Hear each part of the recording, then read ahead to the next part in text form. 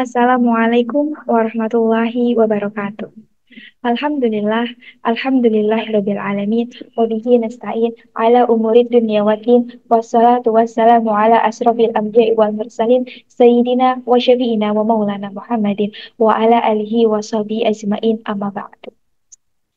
Alhamdulillahirabbil alamin. Puji syukur kita panjatkan atas kehadirat Allah Subhanahu wa taala karena atas berkah limpahan rahmatnya kita masih dapat bertemu dengan bulan suci Ramadan di tahun ini dalam keadaan sehat dan penuh dengan kenikmatan.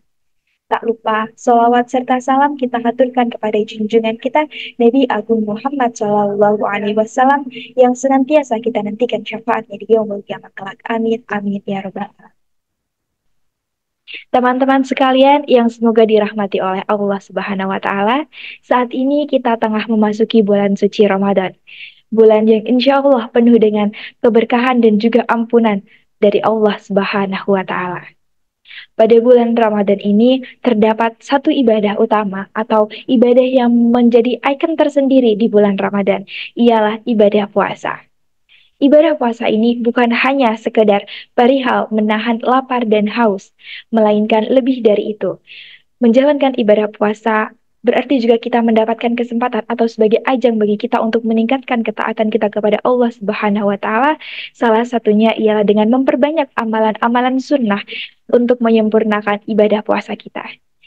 Salah satu amalan sunnah yang memiliki keutamaan tersendiri di bulan Ramadan ialah amalan sahur. Sahur dalam bahasa Arab sendiri berasal dari kata sahar, yang artinya waktu malam akhir atau waktu menjelang fajar. Sahur merupakan aktivitas di mana kita makan maupun minum pada waktu menjelang fajar sebelum kita melaksanakan ibadah puasa selama satu hari penuh. Teman-teman sekalian, mungkin ibadah sahur ini memang tidak diwajibkan oleh Allah Subhanahu wa taala dan kita tidak akan mendapatkan dosa apabila kita meninggalkan ibadah sahur tersebut. Tapi teman-teman sekalian, tahukah kalian bahwasannya ibadah sahur memiliki keutamaannya tersendiri? Sahur merupakan wujud ketaatan kita kepada Rasulullah Shallallahu Alaihi Wasallam. Dikarenakan sahur merupakan sunnah Nabi Muhammad Shallallahu Alaihi Wasallam, maka ketika kita melaksanakan sahur itu artinya kita telah taat, kita telah melakukan ketaatan kepada Rasul. Tak hanya itu, kita juga telah melakukan ketaatan kepada Allah Subhanahu wa taala karena amalan sahur ini juga diperintahkan secara langsung oleh Allah dalam Quran surat Al-Baqarah ayat 187 yang artinya, dan makan dan minumlah kalian sampai terang bagimu benang putih dari benang hitam, yaitu fajar. Kemudian berpuasalah kalian sampai datang waktu malam. Quran Surat Al-Baqarah ayat 187. Ketika kita melaksanakan sahur, maka kita juga telah mendapatkan kemenangan yang besar. Sebagaimana Allah berfirman dalam Quran Surat Al-Ahzab ayat 70 yang artinya, barang siapa menaati Allah dan Rasul-Nya, maka sesungguhnya ia telah mendapatkan kemenangan yang besar.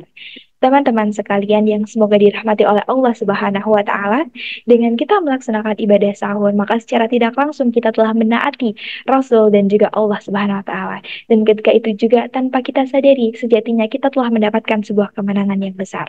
Maka dari itu sangat disayangkan apabila kita tidak melaksanakan sahur, karena di balik waktu sahur, ketika kita melaksanakan sahur, kita telah mendapatkan sebuah kemenangan yang besar. Ibadah sahur merupakan pembeda antara puasa yang umat muslim lakukan, puasa yang kita lakukan dengan puasa yang dilakukan oleh umat Yahudi atau Nasrani.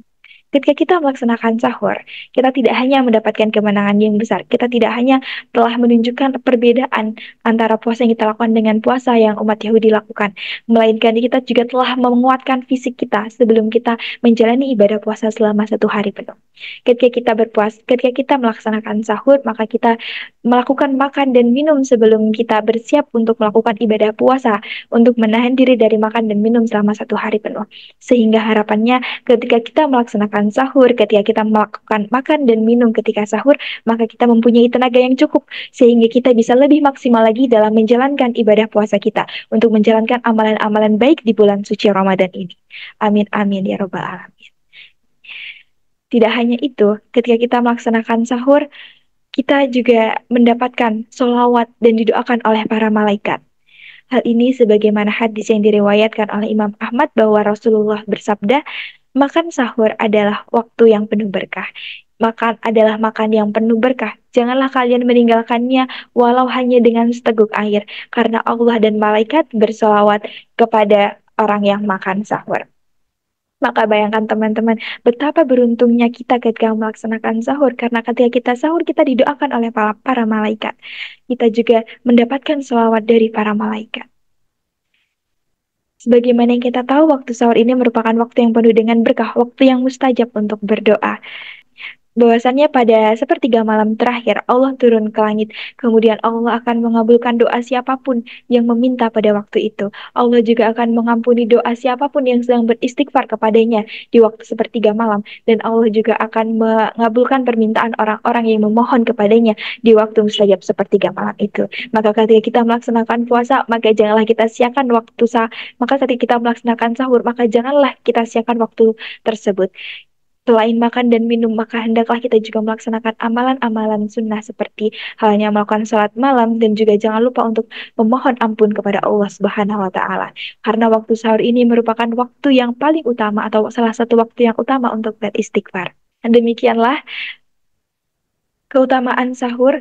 Maka teman-teman, semoga kita bisa secara konsisten melakukan melakukan amalan.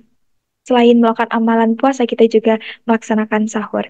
Dan semoga kita tidak melewatkan waktu yang luar biasa tersebut. Kita bisa melaksanakan sahur dan juga melaksanakan amalan-amalan sunnah di dalamnya dengan sebaik mungkin. Demikianlah yang dapat saya sampaikan. Kurang lebihnya saya mohon maaf.